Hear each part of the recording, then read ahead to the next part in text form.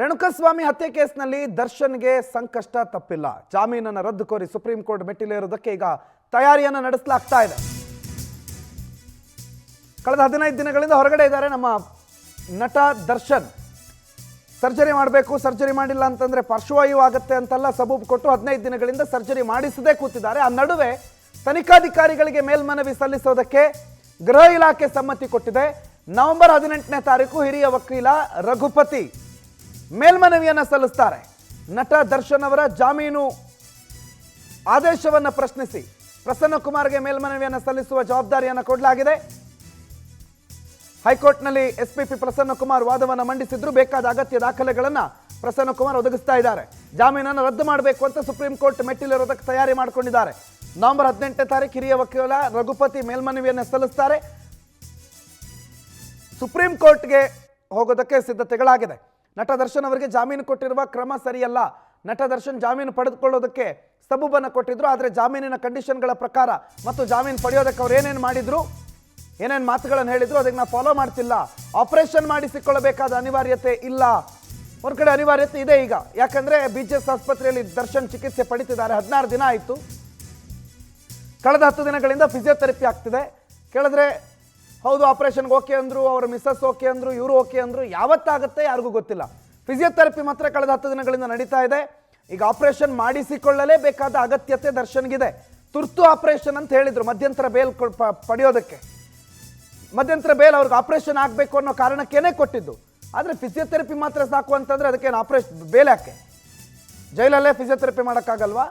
ಅವ್ರಿಗೆ ಬೇಕಾಗಿರೋ ಬೆಡ್ ಬಂದಿದೆ, ಕ್ಲಿನಿಕಲ್ ಚೇರ್ ಬಂದಿದೆ, ಮತ್ತೊಂದು ಮಗದೊಂದು ಎಲ್ಲ ಬಂದಿದೆ, ಜೈಲಿಗೆ ಬಂದಿದೆ. ಅಲ್ಲಿ ಫಿಸಿಯೋಥೆರಪಿಯನ್ನು ಮಾಡಿಸ್ಕೊಳ್ಳೋದಕ್ಕೇನು ಆಸ್ಪತ್ರೆಯಲ್ಲೇ ಆಗಬೇಕು ಅಂತ ಏನಿಲ್ಲ. ಆಪರೇಷನ್ ಆದರೂ ಆಸ್ಪತ್ರೆಯಲ್ಲಿ ಆಗಬೇಕು, ವೈದ್ಯರ ಮುಂದೆ ಆಗಬೇಕು. ಫಿಸಿಯೋಥೆರಪಿ ಏನಕ್ಕೆ ನಿಮ್ಗೆ ಆಸ್ಪತ್ರೆ ICUನಲ್ಲಿ ಕೂರಿಸ್ಕೊಂಡು ಮಾಡಬೇಕು ಅಂತಿಲ್ಲ ಅನ್ನುವ ಕಾರಣಗಳನ್ನು ಕೊಟ್ಟು ಸುಪ್ರೀಂ ಕೋರ್ಟ್ ಮೆಟ್ಟಿಲಿರೋದಕ್ಕೆ ಎಲ್ಲ ಸಿದ್ಧತೆಗಳನ್ನು ಮಾಡ್ಕೊಂಡಿದ್ದಾರೆ. SPP ಪ್ರಸನ್ನ ಕುಮಾರ್ ಮುಂದಾಳತ್ವದಲ್ಲಿ. ವೆಂಕಟೇಶ್ ಮಾಹಿತಿಯನ್ನು ಕೊಡ್ತಾರೆ. ವೆಂಕಟೇಶ್, ಒಂದು ಕಡೆ ಸರ್ಜರಿ ಅಂತೂ ಆಗ್ತಾ ಇಲ್ಲ, ಇನ್ನೊಂದು ಕಡೆ ಸುಪ್ರೀಂ ಮೆಟ್ಟಿಲಿರೋದಕ್ಕೆ ಸಿದ್ಧತೆಗಳು ನಡೀತಾ ಇದೆ. ಈ ನಡುವೆ ದರ್ಶನ್ ಅವ್ರಿಗಿರುವ ದಾರಿ ಏನಾಗುತ್ತೆ ಈಗ ಕಾನೂನಾತ್ಮಕವಾಗಿ? ವೆಂಕಟೇಶ್. ಪ್ರಮಿತ್, ರೇಣುಕಾಸ್ವಾಮಿ ಕೊಲೆ ಕೇಸ್ನಲ್ಲಿ ನಟ ದರ್ಶನ್ ಈಗ ಸಂಕಷ್ಟ ಇದೆ. ಯಾಕಂತಂದ್ರೆ ಜಾಮೀನು ರದ್ದು ಕೋರಿ ಸುಪ್ರೀಂ ಕೋರ್ಟ್ ಮೆಟ್ಟಿಲೇರೋದಕ್ಕೂ ಕೂಡ ಈಗ ತನಿಖಾಧಿಕಾರಿಗಳು ಮತ್ತು SPP ಪ್ರಸನ್ನ ಕುಮಾರ್ ಅವರು ಕೂಡ ಈಗ ಮುಂದಾಗಿದ್ದು. ನವೆಂಬರ್ 18ನೇ ತಾರೀಕು ಹಿರಿಯ ವಕೀಲರು ರಘುಪತಿ ಅವರು ಸುಪ್ರೀಂ ಕೋರ್ಟ್ ನಲ್ಲಿ ಮೇಲ್ಮನವಿಯನ್ನು ಕೂಡ ಸಲ್ಲಿಸ್ತಾರೆ. ಈಗಾಗಲೇ ರಾಜ್ಯ ಸರ್ಕಾರದ ಗೃಹ ಇಲಾಖೆ ಕೂಡ ಇದಕ್ಕೆ ಅಷ್ಟೇ ಅಂತ ಹೇಳಿರುವುದು. ಆ ಹಿನ್ನೆಲೆಯಲ್ಲಿ ತನಿಖಾಧಿಕಾರಿ ಮತ್ತು SPP ಏನಿದ್ದಾರೆ ಎಲ್ಲ ಅಗತ್ಯವಾದ ದಾಖಲೆಗಳನ್ನು ಕೂಡ ಈಗ ರಘುಪತಿ ಅವರಿಗೆ ಒದಗಿಸೋದಕ್ಕೆ ಕೂಡ ಏನ್ ಜವಾಬ್ದಾರಿಯನ್ನು ಹೊತ್ಕೊಂಡು ಈ ಕೆಲಸಗಳನ್ನ ಕೂಡ ಮಾಡ್ತಾ ಇದೆ. ಹಾಗಾಗಿ 18ನೇ ತಾರೀಕು ಏನು ಒಂದು ಅಗತ್ಯವಾದಂತಹ ದಾಖಲೆಗಳನ್ನು ಸಲ್ಲಿಸ್ತಾರೆ. ಹಾಗಾಗಿ ಮೇಲ್ಮನವಿಯನ್ನು ಕೂಡ ಸಲ್ಲಿಸುವ ಸಾಧ್ಯತೆ ಇರುವಂತದ್ದು. ಮತ್ತು ಇನ್ನು ನಟ ದರ್ಶನ್ ಅವರು ಮಧ್ಯಂತರ ಜಾಮೀನನ್ನು ಪಡೆದು ಹೊರಗಡೆ ಬಂದಿರುವಂತದ್ದು. ಬಂದ ನಂತರ 16 ದಿನಗಳಿಂದ ಕೂಡ ಏನು ಆಸ್ಪತ್ರೆಯಲ್ಲೇ ಫಿಸಿಯೋಥೆರಪಿಯನ್ನು ಪಡ್ಕೊಳ್ತಾ ಇದ್ದಾರೆ. ಯಾಕಂದ್ರೆ 2-3 ದಿನಗಳಲ್ಲಿ ಹೊರಗಡೆ ಬಂದ ಕೂಡಲೇ ಅವರಿಗೆ ಆಪರೇಷನ್ ಮಾಡಿಸ್ಬೇಕು. ಹಾಗಾಗಿ ಆದಷ್ಟು ಬೇಗ ಅವರು ಮಧ್ಯಂತರ ಜಾಮೀನನ್ನು ಮಂಜೂರು ಮಾಡಬೇಕು ಅಂತ ಹೇಳಿ ಕೂಡ ಮನವಿಯನ್ನು ಮಾಡ್ಕೊಂಡ್ರು. ಹಾಗಾಗಿ ಅವರು ಹೊರಗಡೆಯನ್ನು ಕೊಡಬೇಕು.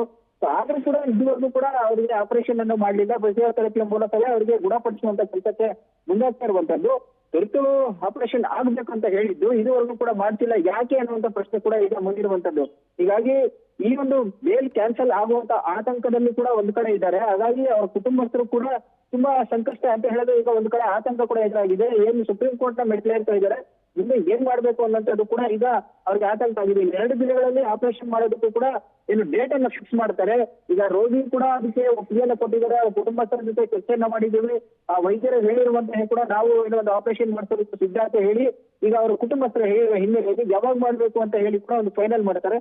ಇದಾದ ಬಳಿಕ ಅವರಿಗೆ ಒಂದು ಟ್ರೀಟ್ಮೆಂಟ್ ನ ಜೊತೆಯಲ್ಲೇ ಆಪರೇಷನ್ ಅನ್ನ ಮಾಡಿಸುವಂತದ್ದು. ಆಪರೇಷನ್ ಆದ ನಂತರ ಮತ್ತೆ ಫಿಸಿಯೋಥೆರಪಿಯನ್ನು ಕೂಡ ಮುಂದುವರಿಸಿಕೊಂಡು ಹೋಗುವ ಸಾಧ್ಯತೆ ಇದೆ. ಯಾಕಂತ ಹೇಳಿದ್ರೆ ಅವ್ರ ಈ ಒಂದು ಮಧ್ಯಂತರ ಜಾಮೀನಿನ ಅವಧಿ ಏನಿದೆ ಅದನ್ನ ಮತ್ತೆ ಎಕ್ಸ್ಟೆಂಡ್ ಮಾಡಬೇಕಾದಂತಹ ಅನಿವಾರ್ಯತೆ ಅವರಿಗೆ ಇದೆ ಅಂತ ಹೇಳಿ ಗೊತ್ತಾಗ್ತಾ ಇದೆ. ಯಾಕಂದ್ರೆ ಒಳಗಡೆ ಹೋದ್ರೆ ಮತ್ತೆ ಯಾವ ಒಂದು ಗ್ರೌಂಡ್ಸ್ ಮೇಲೆ ಹೊರಗಡೆ ಬರಬೇಕು ಅನ್ನೋದು ಕೂಡ ಅವರಿಗೆ ಗೊತ್ತಾಗ್ತಾ ಇಲ್ಲ. ಹಾಗಾಗಿ ಜಾಮೀನು ಕೂಡ ಸಿಗ್ತಾ ಇಲ್ಲ. ಅವ್ರಿಗೆ ಇರುವಂತದ್ದು ಒಂದೇ ದಾರಿ ಅಂದ್ರೆ ಮೆಡಿಕಲ್ ಗ್ರೌಂಡ್ಸ್ ಮೇಲೆ ಮಾತ್ರ ಅವ್ರಿಗೆ ಎಕ್ಸ್ಟೆಂಡ್ ಮಾಡ್ಕೊಳ್ಳೋ ಸಾಧ್ಯತೆ ಇರೋದ್ರಿಂದಾಗಿ ಈ ಒಂದು ಕಾರ್ಯಕ್ಕೆ ಮುಂದಾಗಿರುವಂತದ್ದು. ಪ್ರಣೋದ್, ಥ್ಯಾಂಕ್ ಯು ವೆಂಕಟೇಶ್ ಮಾಹಿತಿಗೆ. We'll be right back.